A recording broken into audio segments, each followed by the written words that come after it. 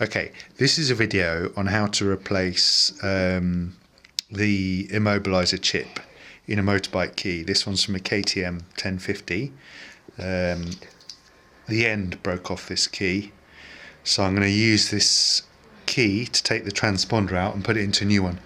So first of all, just to cut the rubber bit off, you only need to really cut down to here and then here, like to these shoulders, and then if you run a knife just down here, there's a little lug. So I've done this one already. You can see there's like a lug where the moulding goes through the key. Okay, so that's the first step.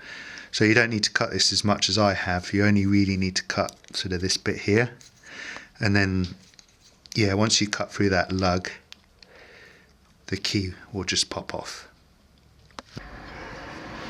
Okay, so I was hoping this chip would just come off, but it seems to be quite well fixed on, and I don't want to force it and potentially damage it. So what I'm going to do is just cut it here. So if I cut most of the way through,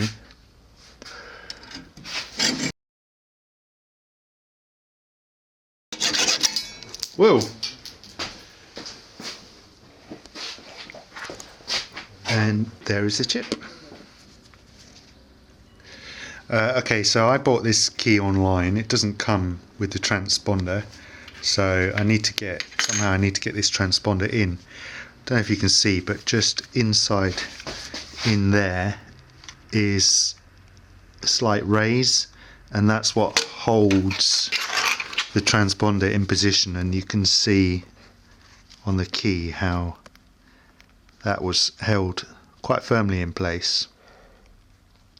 Okay, so I need to cut the shoulder of this key that I bought online and get it into the new, get the new transponder in, immobiliser thing.